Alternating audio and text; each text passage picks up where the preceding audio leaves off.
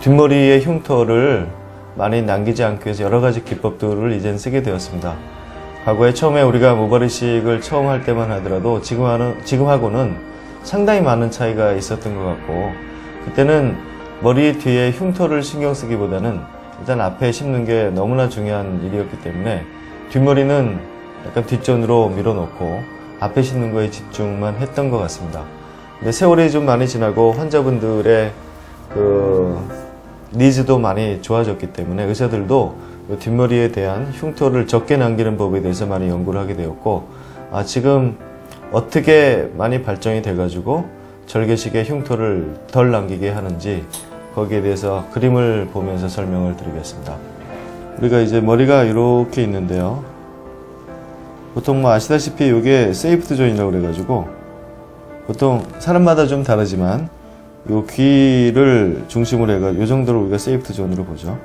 절개식은 여기 요 상태에서 밀도가 많은 데를 중심으로 이런 식으로 절개를 합니다.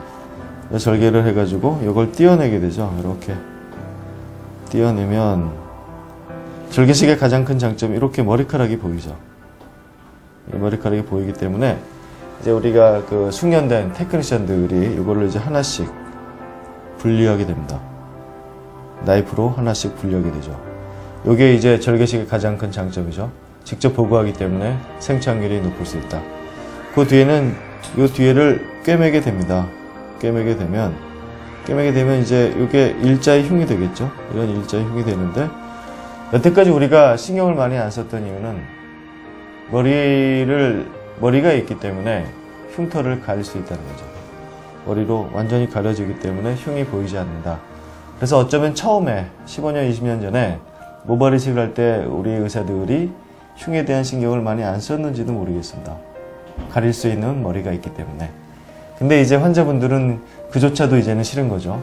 그래서 그동안 굉장히 많은 연구를 해가지고 뒤에 머리 흉터가 거의 남지 않게 되었는데 그거 잠깐 설명드리겠습니다. 첫 번째로 가장 중요한 거는 이 너비와 길이가 되겠습니다. 우리가 이렇게 하는 것과 길게 하는 게 있는데, 처음에는 이렇게 했죠. 이렇게 했는데 이게 뭐냐면 두껍고 짧게 했습니다. 그래가지고 이거 그러면 꿰매는 게 굉장히 길이가 작잖아요. 금방 끝낼 수가 있었죠. 근데 이렇게 해보니까 이 장력이 작용을 해가지고 신고는 이렇게 꿰매놨더니 시간이 지나면서 이게 점점점 벌어지더라는 거예요. 이게 바로 흉입니다. 이게 보면은 머리를 이렇게 볼 때 이렇게 하게 되는데, 이 가운데보다는 양쪽이 훨씬 더 장력이 세다는 거를 의사들이 나중에 깨달았죠. 그래서 흉이 남게 된다면 이 가운데에도 남을 수 있지만 이런 경우에 양쪽 끝에도 많이 남는 걸 이제 우리가 알게 되었습니다. 그래서 가장 중요한 거는 너무 넓게 하면 안 되겠다. 우리가 얇게 이게 이제 그거죠. 얇게 길게 했더니 이 장력이 이 A보다는 굉장히 적더라는 거죠. 그래가지고 흉이 덜 남더라. 우리가 이제 환자분이 오시면 뒤를 당겨가지고 여러 가지 봐가지고 장력이 어느 정도 센지를 우리가 측정하는 방법이 있는데, 그 방법에 따라 가지고 이게 좀 세다 그러면 세면 셀수록 길게 합니다. 얇고 길게 합니다.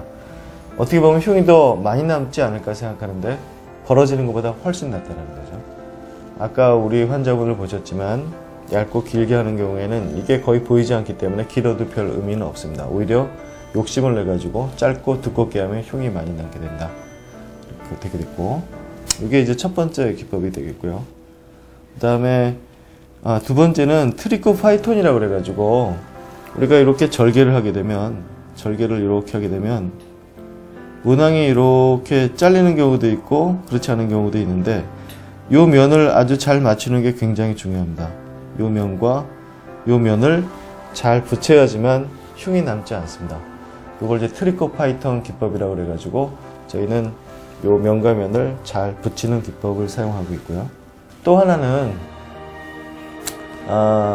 우리가 이제 절개를 하고 나면 이게 지방층 밑에까지 들어가게 되는데 이렇게 되어 있죠. 여기 진피고 여기가 이제 피하 지방층이 되겠습니다. 이런 경우에 우리는 요 밑에도 한번 꿰매고 여기도 한번 꿰매야 됩니다. 두 번을 꿰매는 거죠.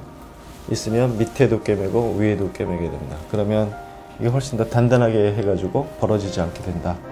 이게 세 번째가 되겠고, 네 번째는 과거에는요, 이게 이제 얇고 길게 하는 경우에는 우리가 굉장히 많이 꿰매야 되거든요.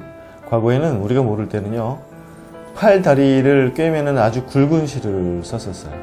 처음에 정말 그렇게 했습니다. 그래가지고 이런 흉터가 있다면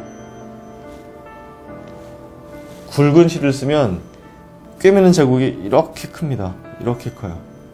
그래서 나중에 이런 경우는 나중에 보면 흉이 일자로 이렇게 있는데 흉이 또 이렇게 또 돼 있습니다. 불량배들 보면 여기 얼굴에 만화 애니메이션 같은데 이렇게 해가지고 이렇게 돼 있죠. 근데 굵은 실을 쓴 거죠. 그러면 십자가처럼 이렇게 되죠. 근데 우리가 눈 성형을 생각해 본다면 이때는 되게 가는 실을 쓰거든요. 그러면 이렇게 돼 있지 않잖아요. 그냥 일자만 돼 있죠. 마찬가지 기법을 요즘 수술할 때도 씁니다. 이게 위처럼 이렇게 굵은 실을 쓰는 게 아니라 굉장히 얇은 실을, 쌍꺼풀 수술을 할 정도로 얇은 실을 쓰게 된다면 굉장히 이 정도로 되죠. 이 차이는 굉장히 크죠. 그래서 수술을 하고 나면 일자만 남습니다. 이런 라인을 남기지 않는다는 거죠. 처음에는 이것까지 신경 쓸 겨를이 없었는데 이제는 굉장히 얇은 실로 쓰고 있습니다. 간혹 호치키스 같은 걸 이렇게 찝는 경우도 있습니다. 아주 간편한 방법이죠. 한 5분이면 다 할 텐데 저희는 장단점을 떠나가지고 일단 그건 하진 않습니다. 왜냐하면 이렇게 얇은 실을 써가지고 하는 게 훨씬 더 흉을 적게 남길 수 있다고 생각을 하기 때문에 그런데 이런 경우에는 이런 노력을 해야지만 흉이 적게 남을 수가 있죠. 보통 이제 보통 한 4가지 기법을 이용해 가지고 우리는 흉을 남기지 않게 노력을 합니다. 네, 역시 가장 중요한 거는 처음에 환자분의 뒷머리 장력을 재는 것과 그 다음에 히스토리 테이킹을 해가지고 이분이 혹시 켈로이드라든지 아니면 특이 체질이 아닌지를 우리가 캐치하는 게 어쩌면 더 중요할 수도 있습니다. 그래서 이분이 흉이 남길 수 있는 체질이라면 좀 더 세밀하게 생각을 해가지고 흉을 남기지 않도록 해야 되고, 너무 심한 켈로이드가 있다면 수술하는 자체를 다시 고려해야 될 정도로 뒷머리 이제 흉터의 상태는 되게 중요한 중요한 이슈가 된 것 같습니다. 네, 이상으로 보면 이제 뒷머리 흉터가 생각보다는 잘 치료가 됩니다. 아주 일부 특이적인 예외를 체질을 가지신 분들을 제외하고는 잘 되는데, 이제 절개식을 할 때 말이죠. 흉 때문에 흉이 남아서 우리가 비절개를 선택할 이유는 없을 것 같습니다. 왜냐하면 비절개도 약간의 흉이 조금씩은 보이게 되는데 흉 차이 때문에 이제 절개를 안 할 이유는 없을 것 같고요. 만약에 비절개를 선택하는 이유는 흉 때문이 아니라 그냥 수술하는 자체가 싫고 그다음에 좀 간편하게 하고 싶다 할 때 비절개를 하는 거지, 요 흉이 남아가지고 이제 비절개를 할 이유는 이제 없지 않을까 하는 게 제 개인적인 생각입니다.